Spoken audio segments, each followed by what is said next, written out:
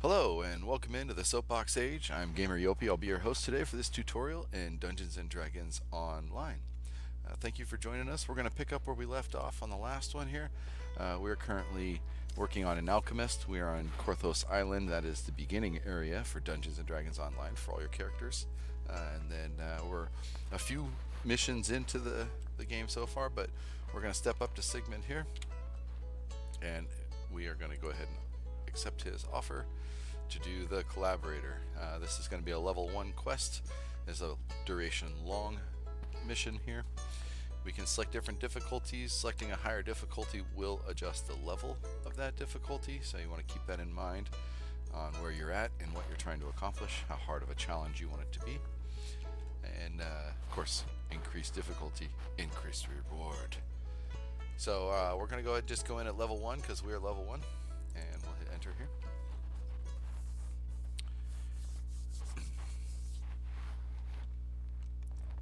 Alright, here we are. We are in the missions. First thing we want to do when we get inside any mission, if you have one and you're using it, you want to summon your hireling. For a little bit more in-depth information there, you do want to go ahead and see the previous tutorial at the Soapbox Age. And we always want to set our hireling, not always, but in this case, we do want to set our hireling to active, so he will take care of business on his own, doesn't need direction. Talk to Jacoby Drexelhand. Hey, we saw this guy earlier in the crypt. What's this guy doing here? You again? That's right. This guy's a traitor. Oh, he's gonna run away. Where'd he go? Jeez. All sorts of people here all of a sudden. But we got Byron.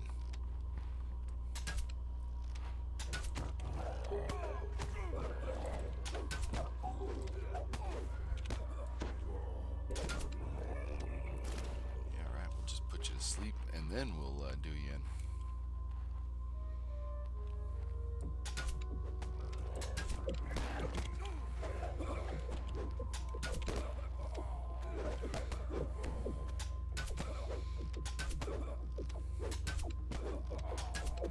Your stalwart defense gives the Sahagin pause, but you hear more of them gathering outside for a Alright, so we are just doing our thing to defend ourselves. They're gathering up outside. Notice a small chest hidden behind the bar. Oh, small chest behind the bar. Alright. Loot. Snatch this up. Especially in combat, always best to just hit the loot all option there. No need to be picky.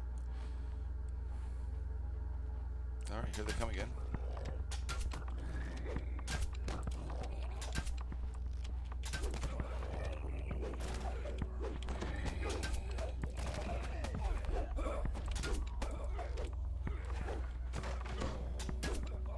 You have weathered the Southwagen storm. Alright. Now, after that traitorous Jacoby Drexelhand, he must have fled into the cellar. Alright, well, let's go check out this cellar then. Jacoby Drexelhand.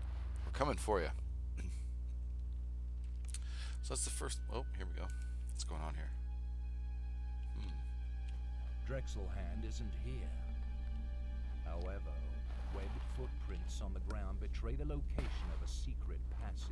Alright, so as we have seen in previous tutorials here, we have been alerted. That's this icon right up here. You saw it pop up in the middle of the screen here as well. Anytime you see this, it lets you know there is a secret door. We had a discussion earlier whether it's a hidden door or a secret door. In this case, it's a secret. So we got secret doors all over the place. Our spot ability has taken care of detecting that.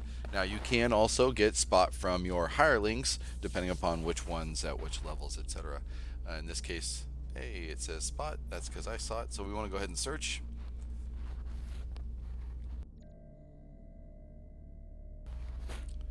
Alright, and there it is. And once again, once it is detected with your search ability, you can mouse over it. It highlights. If you do not look directly at it, it goes away. So we're going to step up. Now, if you do not find this particular door with your search ability, maybe you're playing a character that does not have a good search ability, or a spot ability for that matter, we have a disguised lever here. I do want to go ahead and just use one other game ability to demo it here early in this particular tutorial. You can highlight, whoops, you can select an object by right clicking on it. You'll see it is now up here in your target bar. And then you can use this ability right here, the double gears of your hireling. That is the interact ability. And you can have them, oh, there you go, he's hidden behind the post. You can have them interact with the environment to do certain things. Especially useful if you need to have your hirelings use rest shrines. You got to click on that rest shrine and then hit that activate button. Nothing here but a chest, okay. We'll grab up the chests. No, some gems. As you see, we got a couple items here that have this yellow bar with the exclamation point on it. That is an item that you are not proficient with. You can use it, but you're going to do it at some significant penalties, oftentimes causing in failure. Or resulting in failure, excuse me. Oops. All right. Not close enough.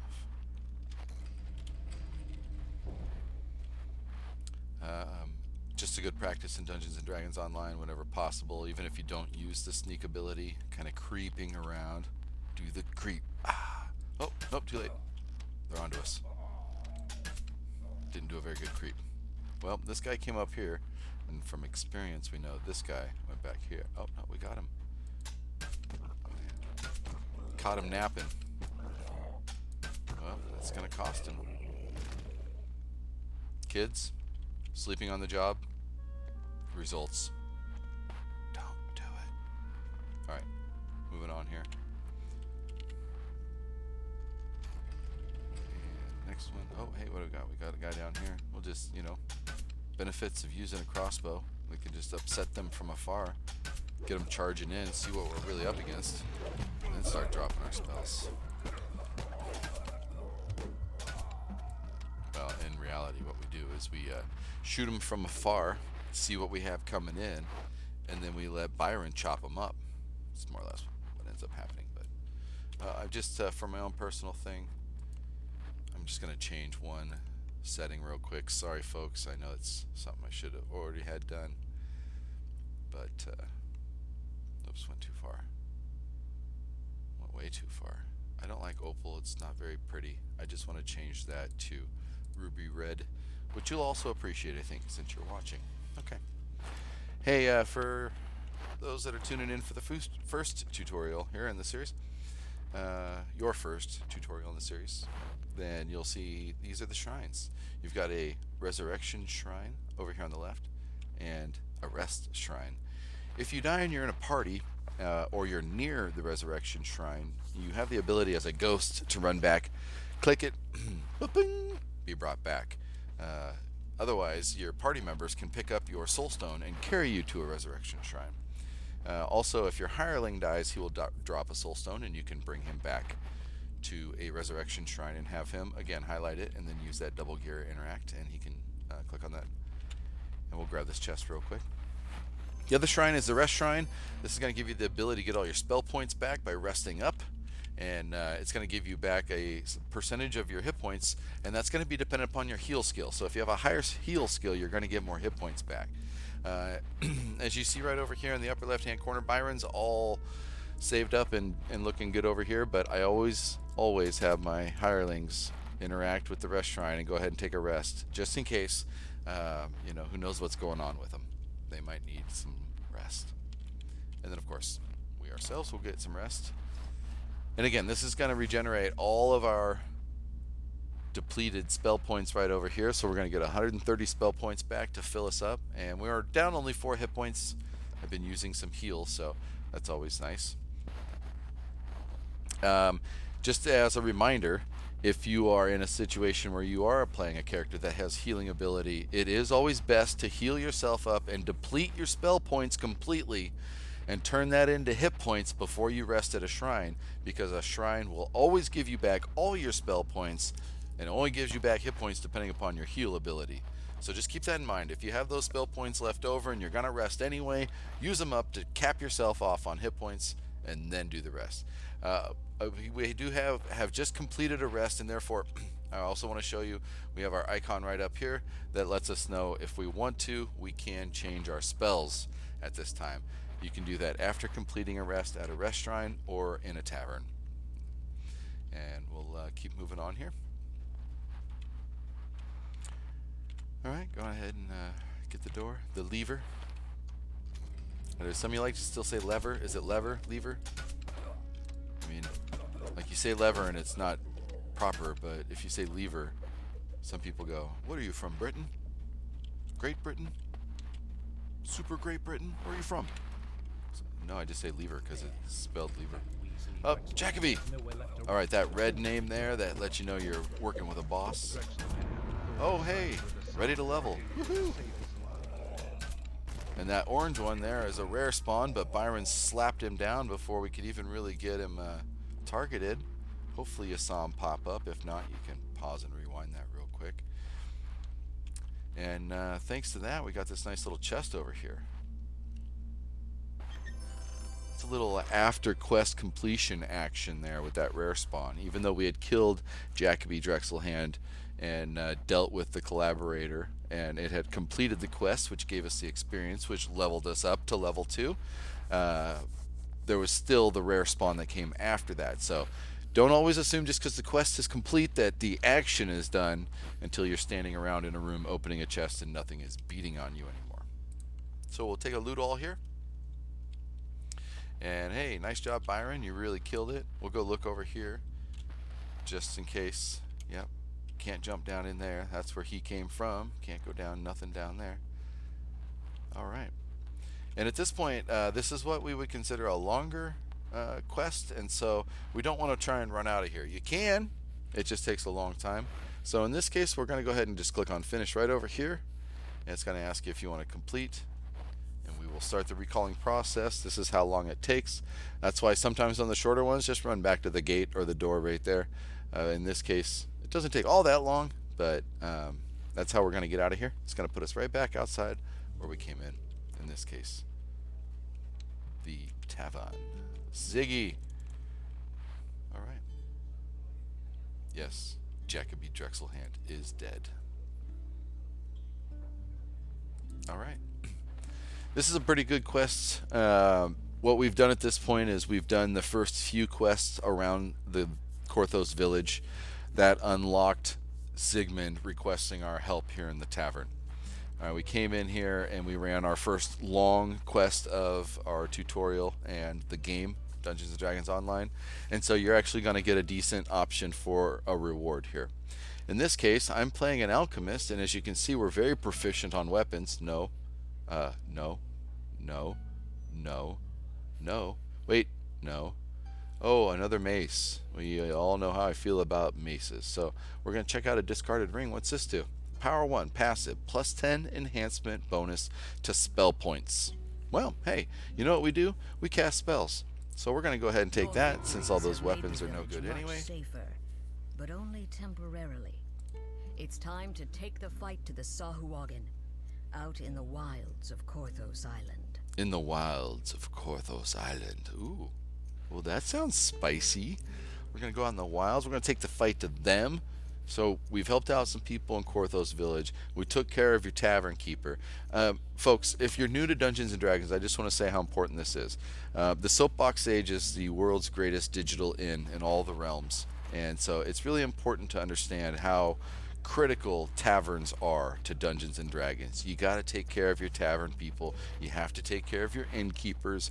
You're going to get all of your good leads from inns and taverns. You're going to get all of your best rumors. You're going to meet all of the shadiest characters in taverns and inns. So you got to take care of those people. Make sure you tip. That's what I'm getting at. We did get a ring here. We want to make sure we get that equipped. If you get something that you specifically are taking off of a list that you're going to use, immediately open your inventory and go equip that. We've picked up some other things along the way, and we'll get to those in a moment, but we did want to get that ring equipped because, hey, that's what we're here for. Merla over here, you notice her icon has now changed, so we're going to go ahead and take her quest. So this is kind of a little bit of an interesting quest for a starter quest, because this actually requires you to open the DDO store and purchase an item from it. So if you are not comfortable, or you have not linked up any kind of pay methods or anything like that with your DDO store account, and you don't want to get involved with that at all, you don't have to do that mission. It is not critical whatsoever to anything.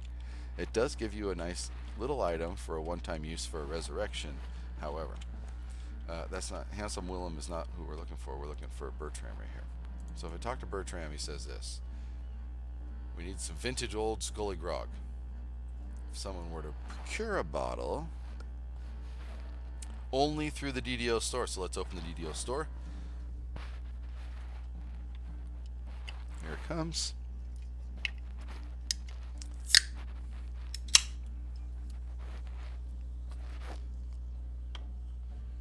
And we are almost there.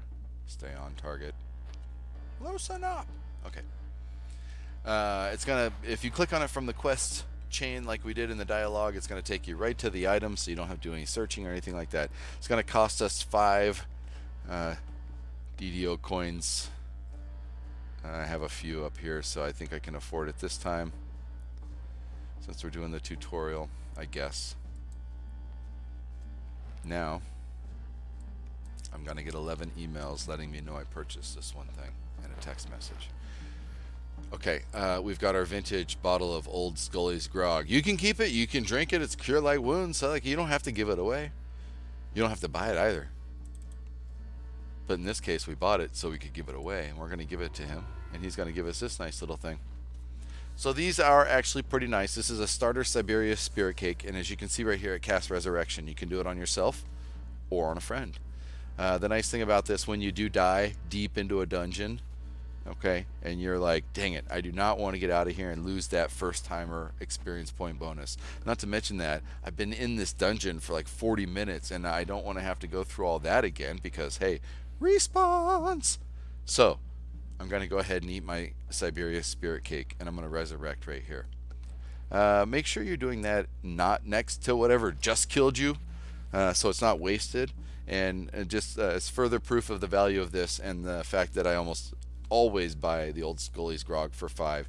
Look at that base value right down at the bottom of that screen there, 15,000 platinum. Of course you can't sell it, but that's a pretty valuable item. Resurrection is very, very useful inside of dungeons. It's not something that happens very often until you get to much higher levels and people can raise dead and things like that. So, what we have done here is we've pretty much tamed the village itself. We got these quests under control for the guys that we took care of. Linus had a quest for us. You can see that we've completed that, and it is repeatable by the blue icon above his head.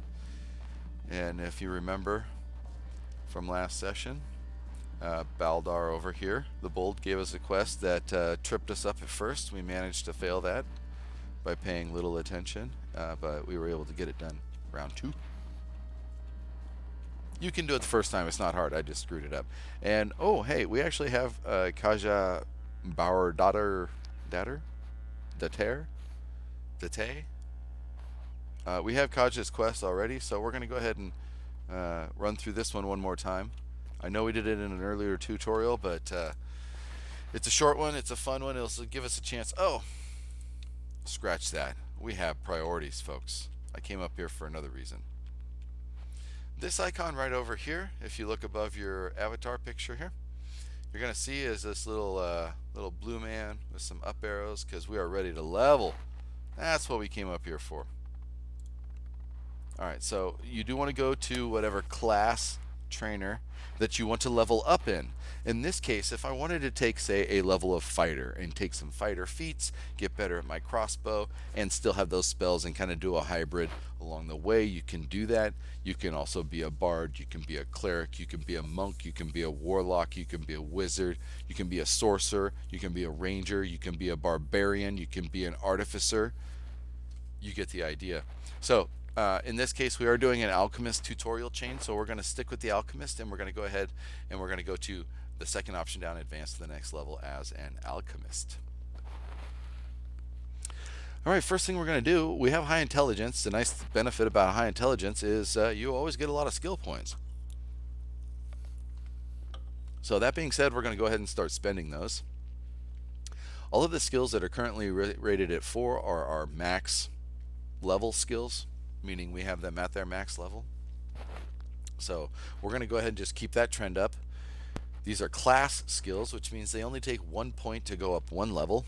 Cross-class skills only go up a half a level for every point you spend. So we're just going to keep going down the list here. Whoops. if we can target those tiny little pluses. Come on.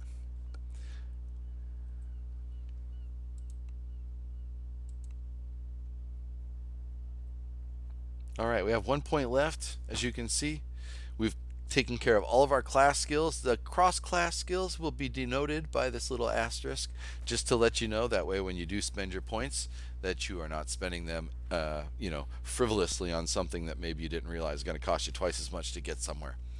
In this case, I do like a little jump. I've talked about that in a previous tutorial. Every character can benefit from jump. You can get places with jump in this game. It is a functional game mechanic, and it does adjust based on your skill, which is really important, or can be really important. Below that are all the skills I have no modifiers in, and I don't really care about and don't use. I don't use them because I don't have any modifiers in them. I do have a high intelligence, so like for example, my repair skill is still a 4, which is not bad at this level.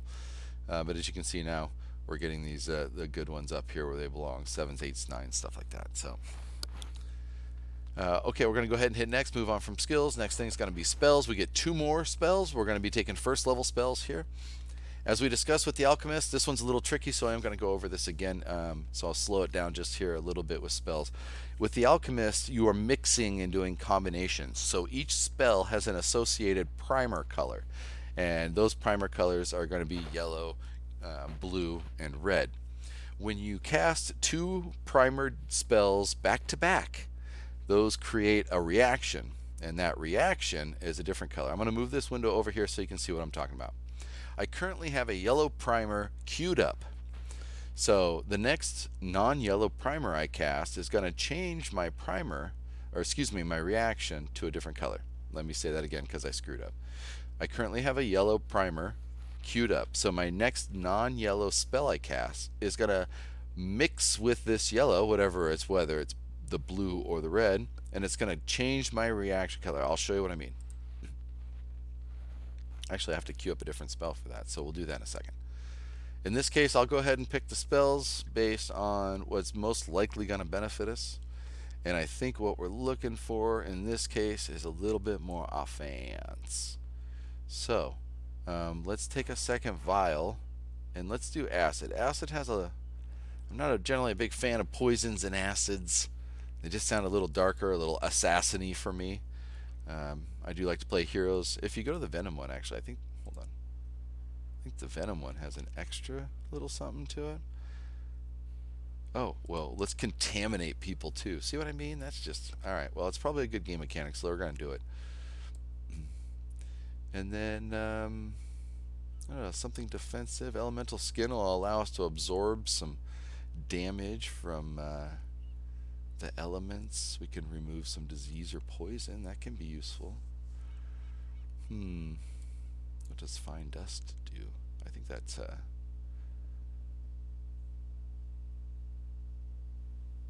oh, okay. So this will trip them. I kind of like that. That's functional. So we'll take that. Alright, that's it. We don't get any feats or anything like that at second level with an Alchemist. We just get some skills and some points, or spells. So we got 6 additional hit points. That's always good. 29 more spell points. That's definitely great. A base attack bonus increase to +1. So that's actually something that's kind of important because casters don't get a whole lot of base attack bonus. So the fact that the Alchemist gets a base attack bonus at second level is pretty nice. So that's going to give us a little bit better chance to hit with that crossbow that's going to supplement our spells. Okay, Fortitude save increased to 3 and Reflex save. So both of those went up as well. Those are primary saves. You also get a nice little combination Reflex Fortitude save bonus as an Alchemist. Oh, 3 granted class feats. Let's check these out. Alchemist feats. Alchemist knowledge potion. So this we just picked up at second level. You have an instinctive understanding of magic items due to your extensive study of them. You gain a +2 bonus to use magic device checks when using potions. That's awesome. Cast level is increased by 1. Okay, so all of a sudden now every potion we drink is automatically going to be a little bit more potent, and we can actually drink more diverse potions, higher level potions now, because we get a little bit of bonus to our use magic device when we're drinking them. So that's really nice. Now it's an Alchemist. You should be able to drink some potions, right?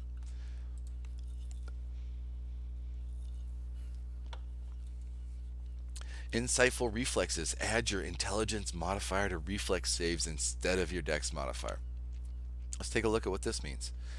Dexterity was +2, intelligence is +4.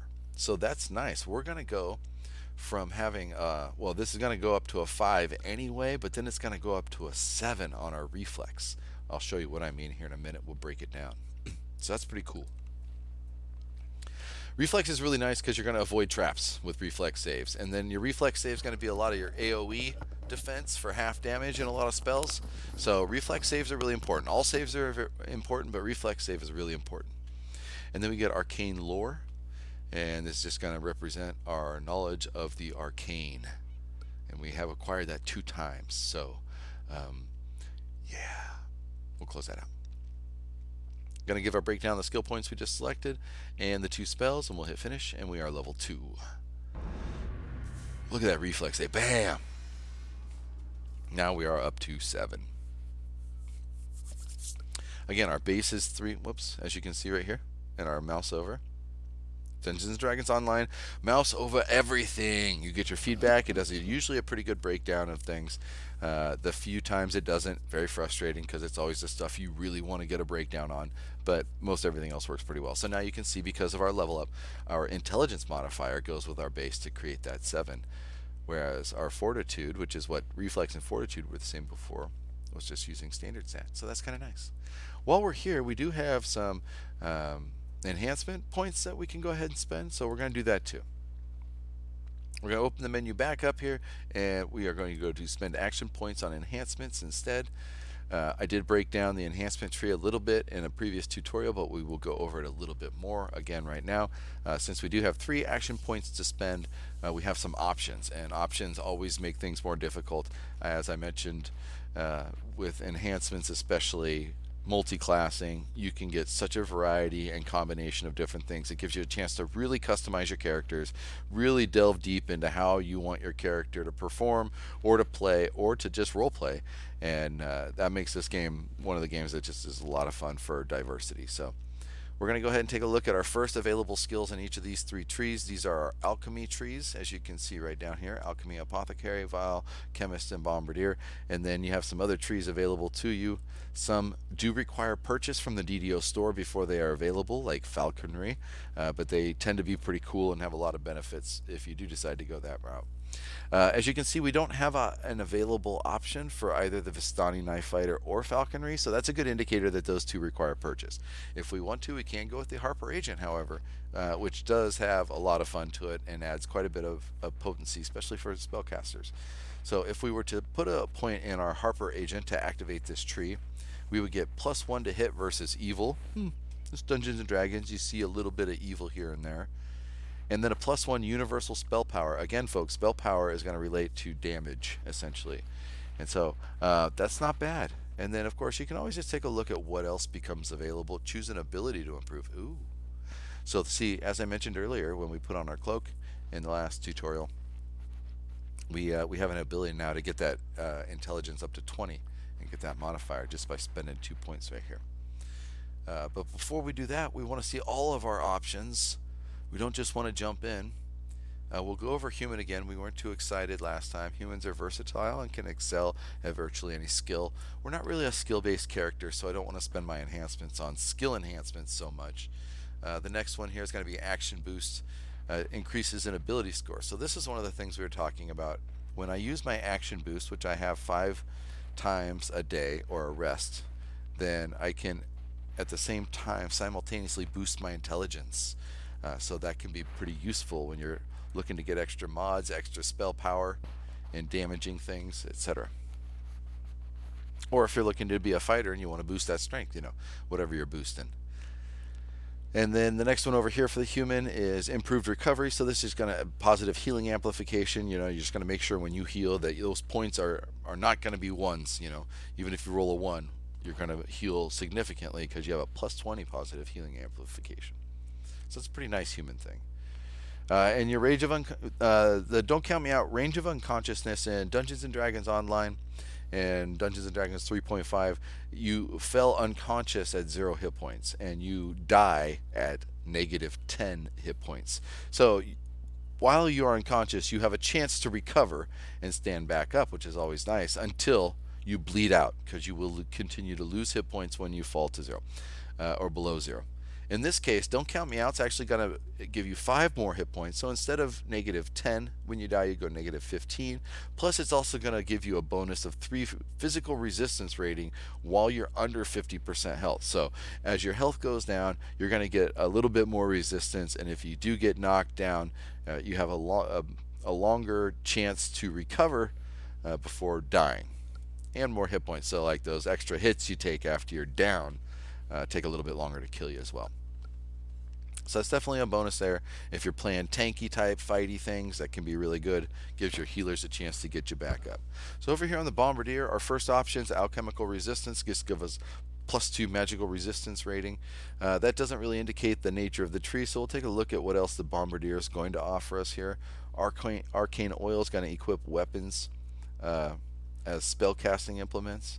And while in a reaction, Pyrite, you gain +5 fire, cold, electric, acid, and poison spell power. So while this, and we are in fact right now in Pyrite, as you can see up here in the orange reaction, while in Pyrite, we're going to have added spell power to our elemental spell damage. So that's really nice. Straight up 5 too. That just means you're going to have 5 more damage on your spells. Liquid power is going to give you the opportunity to specialize in an element.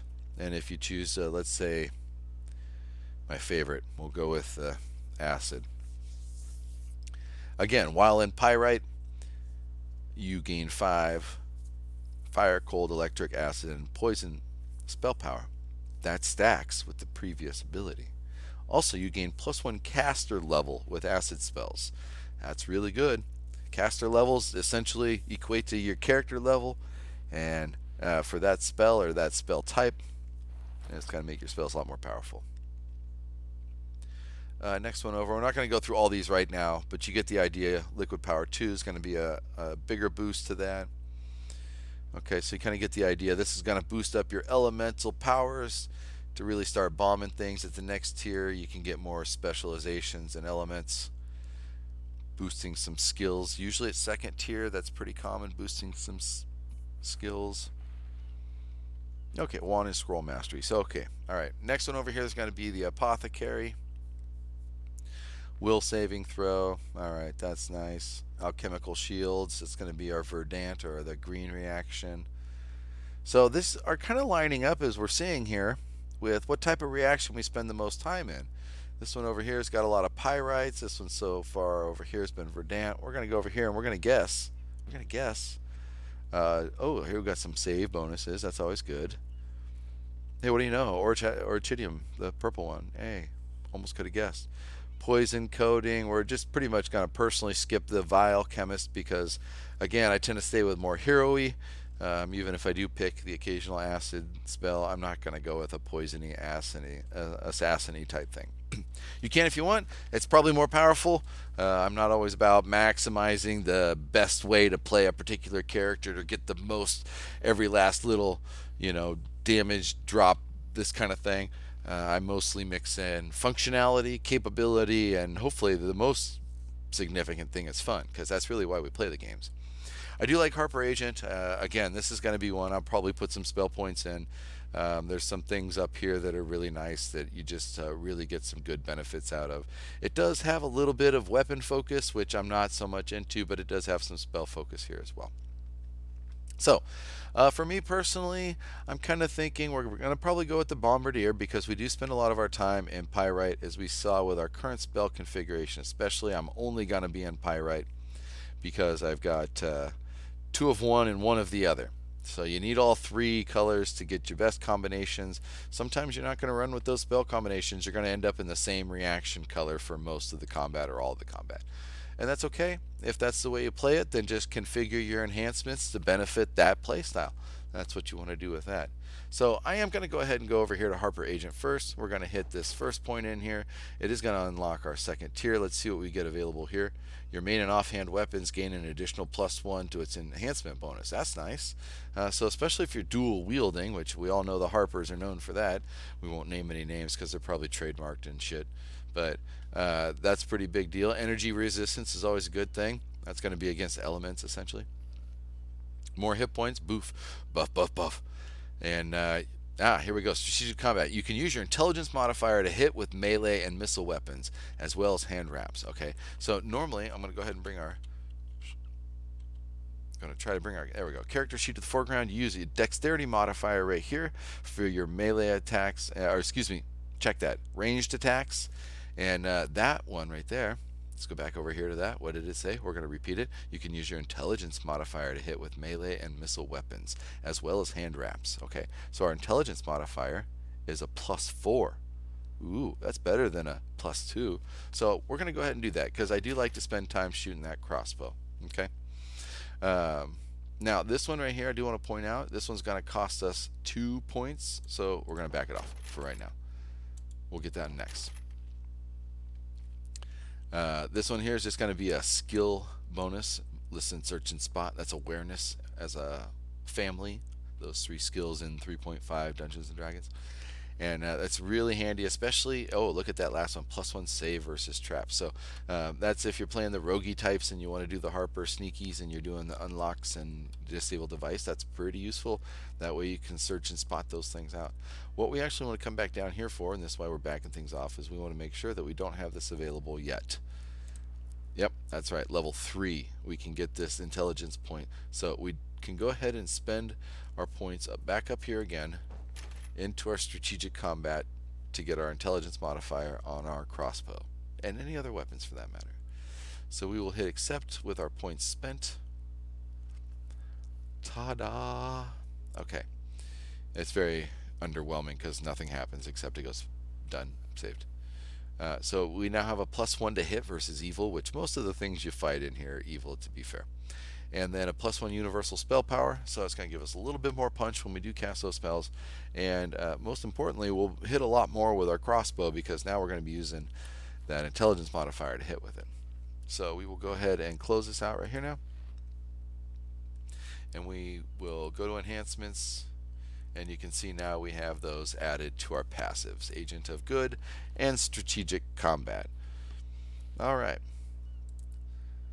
Spells, we can go ahead and click on level 1. We do have more to choose from. We would need to go to the tavern if we're going to change them up. We did not get any more prepared spells. We just got more to select from.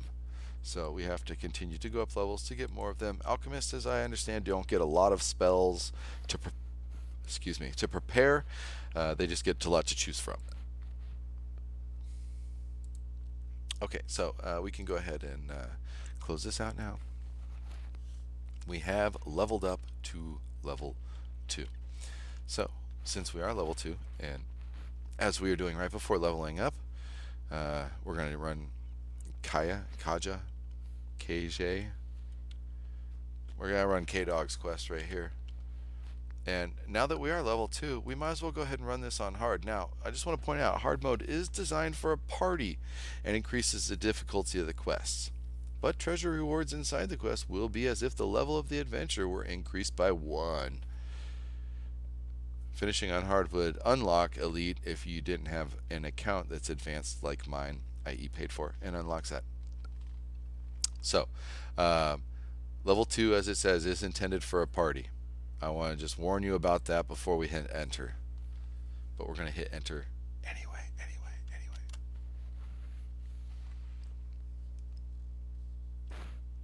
Alright, we've been here before, but there he is, Jacoby Drexelhand, just lounging around. Crypt, you hear the strange and unsettling echoes that Kaya spoke of. Kaya, there we go. And by the passage leading in, a grim-faced man glares at you. Shows you how much I listened to that. It's been years. Okay. As I say all the time, I skip through dialogues I've read hundreds of times. Sarcophagi line the walls, but you notice something strange about the wall to the west. As you notice, dialogue will interrupt itself if you trigger things. You may discover more. I've read all these dialogues a lot, many times, so I will let you enjoy the discovery of the dialogues amongst your own gameplay time. Once you open it, you can reach whatever. This is a dark At this and point, once you've dusty discovered passage. the secret door here, Doesn't look like you can anyone's go come this through way. here in decades. You can go this way, which is the intended way. If you can't spot and discover the secret door, you have to go that way. And come all the way around here and hit the lever to open the secret door here. In this case, we'll just go ahead and... oh, jeez. What did that warning tell us about level 2? I'm just running in here willy-nilly. Said it's for a party. And who do we bring to the party? Byron! Byron! We need to get out Byron. As a caster, as a healer, in these early levels, it really is just super helpful to have these guys. So try not to forget them like I just did, or else it could cost you. And with my barbarian, as I've mentioned in the past, I like to keep him on active so he runs forward and hacks and slashes and kills all sorts of fun things. There is a spot here where that can potentially be a little hazardous, and I will walk you through what to do in that case. Ooh, I hear things. Yes, we have potions. Starter potions, bind, just letting you know that. Alright. It's Dungeons and Dragons. You get points for smashing things, so make sure you smash things. And kill monsters too. I'm not just singing. Like, look, right here. Monsters killed, breakables. You get experience bonuses, so take me seriously, even when I sing. Alright. Okay, what's going on? Something odd on the wall, possibly dangerous. If you search, you may be able to find out more. What is that on the wall? What's going on here? A chest. It's out in the open and unprotected. And that's probably what the dead cultist by the chest thought. I don't see anything on the wall. Alright, well, it said to search, so let's do that. Oh, but look right up here above my avatar picture. You'll see this little trap here, spot danger. You'll see it twice. The reason for that is because, look right here, your hireling's acute senses have detected that danger is nearby. So again, depending upon what hirelings you're running with, they do have skills and abilities, and they can save your bacon. Don't disregard hirelings. They may be purchased to blow up, but they can help you along the way. So we're going to go ahead and search now. You found the triggering mechanism for some sort of trap in this room. It would take someone trained as a rogue or artificer to disarm it. Alright, so we don't have any disable device skills, but we found this little box right here, this control panel. And now if we look at the wall over here, and we sneak it... Oh, look at that. As the gate slams shut. Oh, the gate slammed shut. What the... Oh, man. Okay, well, look. We can't pick this lock. We can run back around if you want, but I don't know about you. Going back, especially in Dungeons & Dragons, that's almost never a good idea. Forward. We're going to go forward. Now, we saw this thing spew out, right? Oh, yeah. Still going. Yep. Okay, so we're going to go up against this wall. All the way up against the wall. We're going to walk along this here. Like this. Okay. Alright, didn't get us. Still going, but it didn't get us. Okay. Over here. Now, I just want to point out. The spot thing keeps coming up. They're like, we already found the control panel. Why does that spot thing keep coming up? Well, I don't know. Let's do another search. Oh, look at that. There's another control panel right over on this side. So whatever side you come from, and when you get that spot alert, you can detect this. And if you have the ability to disable the device, you can. Again, we do not, so we're going to do this a different way. Called the, you ain't stopping me from getting my loot way. We're just going to inch in here until that icon changes. And we can... Whoa! Easy, boy. We don't want to get too ahead of ourselves. We don't end up like this cultist. Alright, let's grab this loot and get out of here. Okay, yep. Oh yeah, the cage. It's down. How do we get... Oh, what are we going to do? Oh, what's that over there? Oh, alright. Well, we'll go back against the wall. I was too busy looking at the control panel. I didn't even see this gate lever here. A treasure chest glimmers in this passage. There may be something of use inside. Right, back against the wall. Ah, see, there's one thing about Byron. He'll run right into that. He doesn't even care. Doesn't even care. Oh, hey, you found some friends, though. something hit me and I took 0. You know what that was? What That were was an those arrow. cultists up Why to? did I take 0? As This we went bears over in the more last tutorial, investigation. I'm wearing me some gauntlets that reduced my piercing damage by 4 every time I get hit, and that arrow didn't do enough. What's in this chest? This heavy mace is a bludgeoning weapon. Well, bludgeoning Ideal for weapon. smashing apart skeletons. All right. Their bones are resistant to Okay. puncturing or slashing weapons. Yeah, so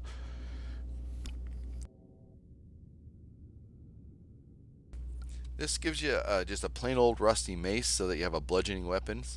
Kind of gives you almost, it's like if you believe in foreshadowing, I don't know, maybe you do, maybe you don't, but if you do, it might almost indicate that there's some skeletons coming up. I already got me a flamey mace, so I'll just use this one. All right, remember what I said earlier? Creep and do the creep. Do the creep.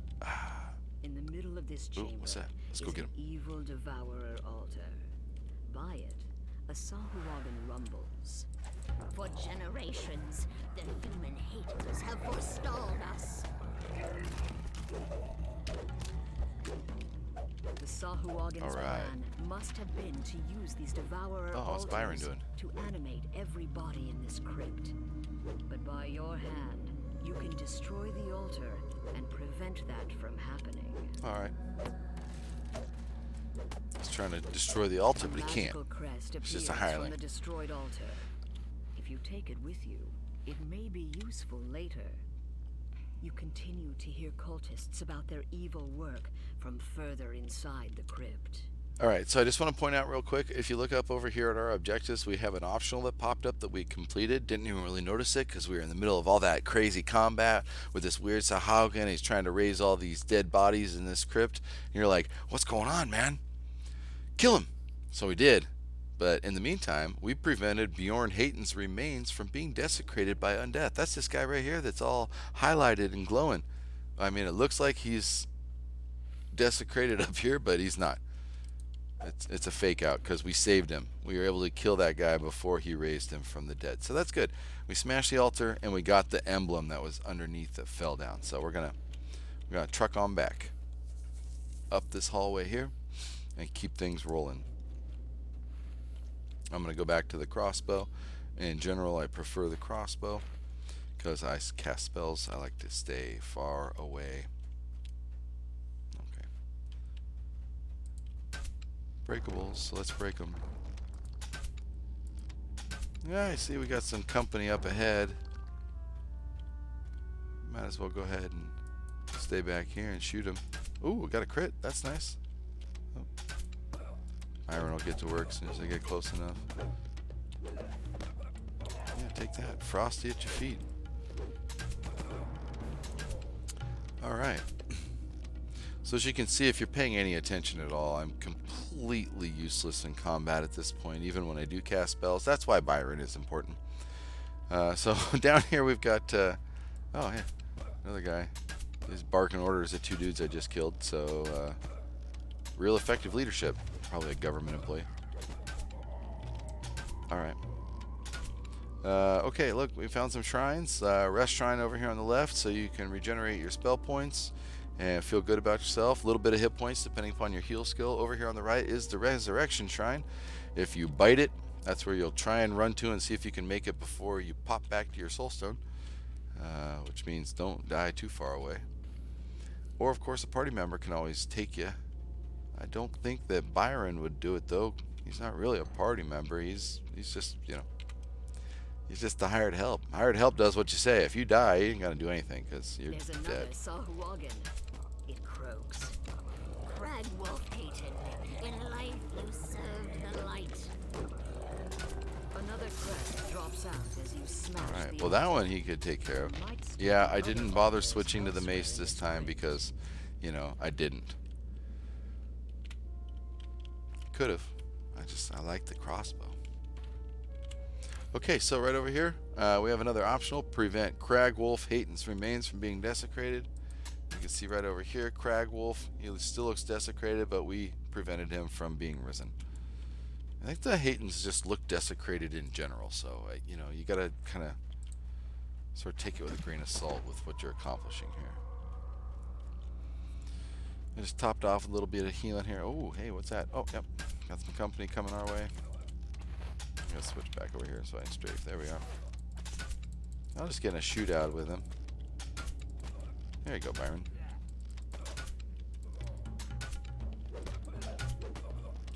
As you slay these foul cultists, take care to keep your own health up.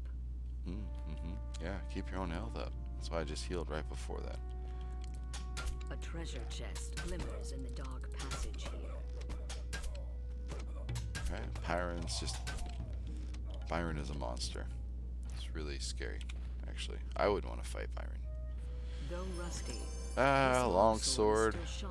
Just a reminder, if you see the yellow bar on the exclamation point, you're not proficient with it. If you mouse over this, it's going to show you right there in yellow, attack penalty -4. Wow. Need a whole lot of strength to offset that negative attack penalty just to hit something with a rusty longsword. Just going to do a pass. Okay. Another hallway. It's probably another one of them. There's a There he is. wagon in Go. here, performing Save the corpse ritual. from being corpseified again. Dead son of Korthos, rise and do my... The altar glows Oh with no. dark power. It's too late. The sun continues. We didn't make it. Kill. Uh-oh. Kill everyone in Korthos. Kill any who would help them.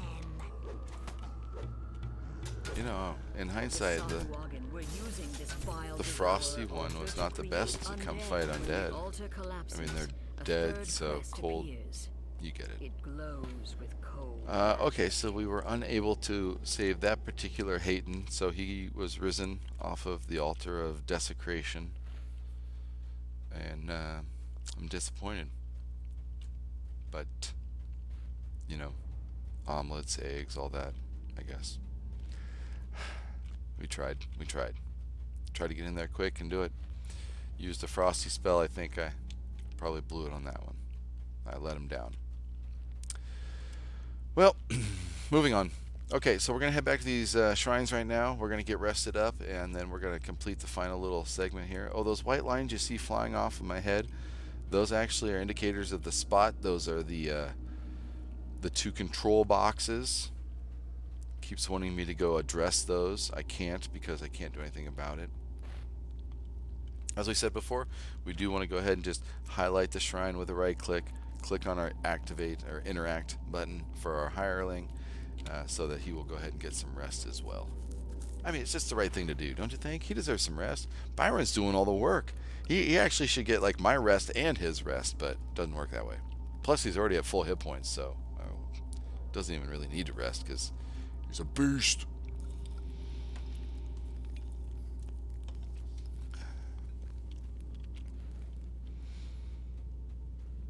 Take Byron when you play an artificer and you just get so many buffs, he's just unstoppable.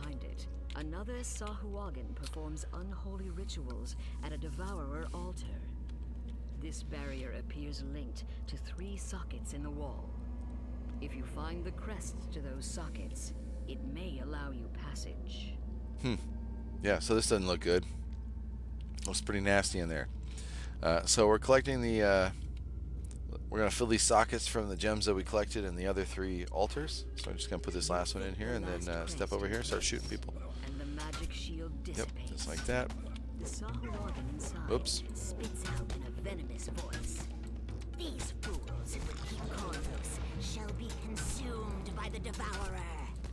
Looking down at a corpse on the altar, the Sahuagin says, And you, dead hero of hate and blood, shall be the devourer's teeth. Alright, well, that's all of them. Now, our last final objective here, I want to go over this again, is to destroy the altar. Uh-oh, didn't mean to do that. Come over here. Okay. Nope, come here. Uh-oh. Alright. Byron almost did me in. Okay. Byron's going to stand right there. We'll put him back on chill. There you go. Just chill. Alright. I want to bring up our experience report real quick. I want to show you monsters. We've killed all the monsters in here. We're going to get a 15% bonus. Our breakables are at 12. So first thing I want to do here Let's see if we can get any kind of juice on our breakables here. Oh, 50 silver. That's not a bad little chunk, I guess. Still not good, but there we go. So our mischief bonus went up to 8% here for breaking things. And if you smash the rest of these, it's not enough to get you up to the next tier, but we'll do it anyway. Alright. And then we can go ahead and complete the quest now, because we just wanted to go ahead and get our maximum bonus. That includes that 8% right there. I guess we can put Byron back to work. There you go, buddy. Well, hey, he's good. Quick. And brought the Sahuagin's fell scheme to naught. The treasure chest in the antechamber is now yours. Alright, so we'll go ahead and snatch up some treasure. Yay! Okay, well, we'll just loot all that. And the reason why we smash things, again, it's Dungeons and Dragons, so we do it because it's fun. But Adventure, Hayden's Rest, on hard, base, 334 experience. We got an optional for saving one corpse, 72. Another optional for 72. Alright, well, we missed out on the third optional for 72. First time complete and 20% bonus. That's always nice. Yeah. And then look at this. We're on hard. That's a 50% bonus. Yeah. Now, these are not cumulatives, by the way. That's 50% on the original bonus. 334, 50% of that. 167. Okay. Down here we got our conquest for killing all the monsters. So that's a plus 25%. Alright, so the point being, you add all this up, this quest is a 334 experience point based quest.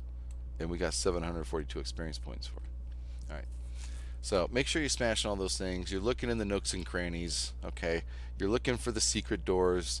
Don't just flip levers. Do searches and find them, because you get bonus experience for that. If you do have those roguey little disabled device skills and things like that, you want to make sure you're doing those. Those all add those little bits to really make sure that you're just cranking away on that XP while you're going through all these missions. That way you don't have to run every single one over and over and over if you don't want to. You can run the easy, hard, elite and be done with it.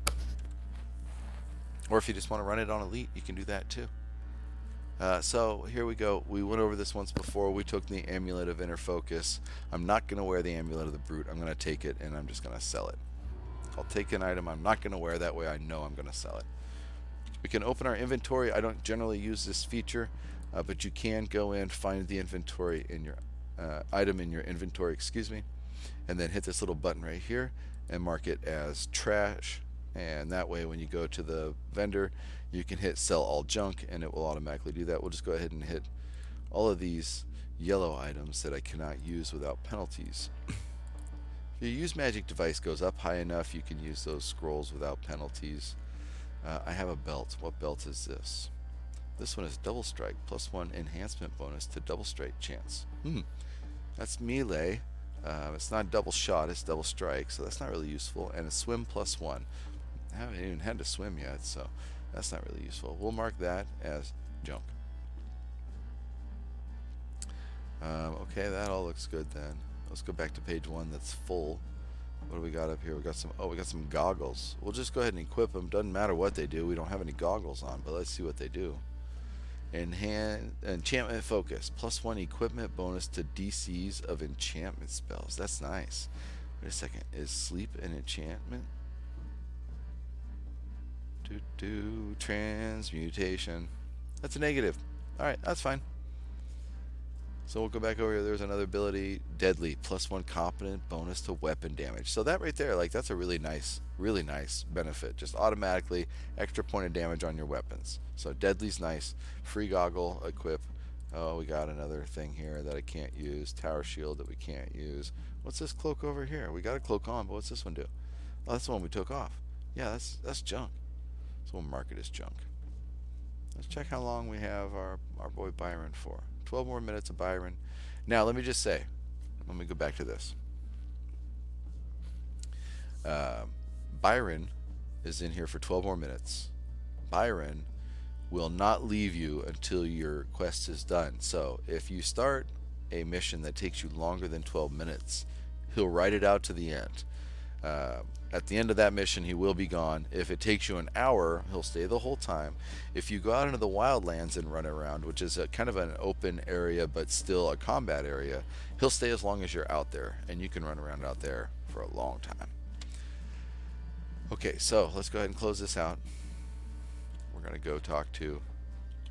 Oh, come on. You know, at this point, by now, you want to say his name with me. You know you want to say his name with me. Dax Boone! That's right, here he is. We would like to trade. Man, I gotta figure out. I don't really have to figure out. These windows always pop around. I just move them around a lot. Step 1, when you come to the vendor, hit repair, add all, repair, always. Step 2, sell. Okay, first one, sell gems. Gems are worth money. You just sell them. Give us 8 platinum, 6 gold, 9 silver. Alright. Sold. Take it. Next step, we want to go to this button right here. Add junk. Everything we just marked as junk is now going to go into this cart. Alright. It's not an instant sale. You got to go through the shopping cart. Buying and selling. 9 items in cart. We want to hit sell right here. Look at that. 322 platinum, something like that. Probably sold some value. Probably should have double checked. Probably just screwed up. What do you do? Oh, you got this tab right here, buyback. Oh, what did I sell? Oh, I sold some gems. Oh, well, wooden shield. Okay, can't use that. Oh, the potions. Okay. Some more gems. Some more gems. Oh, there's that tower shield. 44 platinum. The cloak, 44 platinum.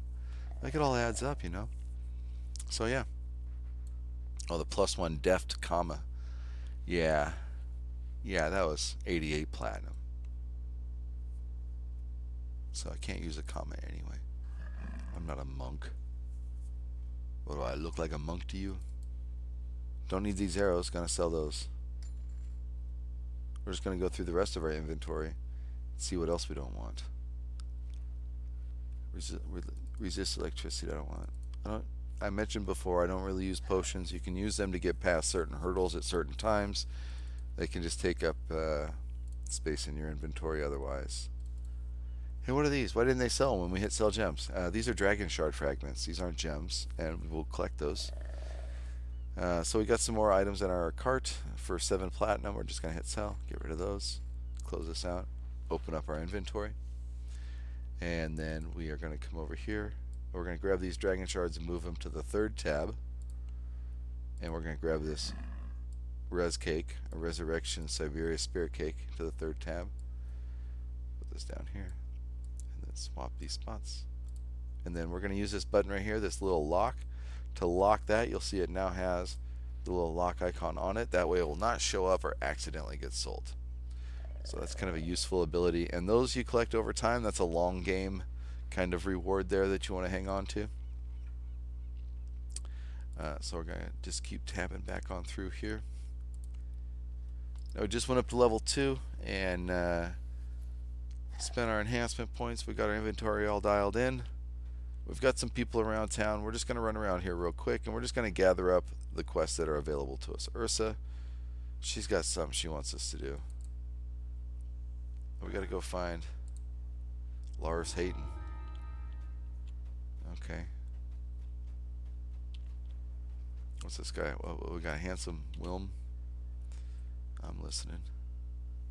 Yeah, quite reasonable. Have my reward ready when I return. Reward ready is reward ready. Have my reward ready. Reward ready. I'm just getting a little tired, I suppose. Not that hard to say. Oh, the mayor's got something to do. Hey, Vicky, come here.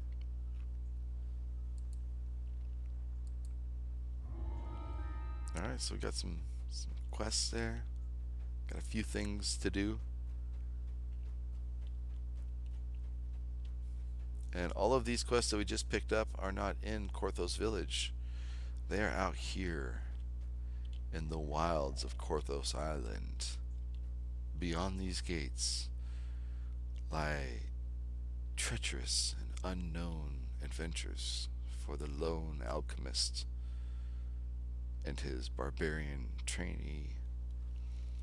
We need literally 14 points to get one more little rank there. But that's going to have to wait for next time, because we're going to go ahead and stop right here for now. We will pick up in just a little bit here, in just a few moments, running the wilds and the island out here itself. So tune in for the next tutorial. I'm Gamer Yopi. Thanks for tuning in. It's been a real pleasure, and we will see you on the next tutorial. And stay tuned to the Soapbox Age for all sorts of great stuff.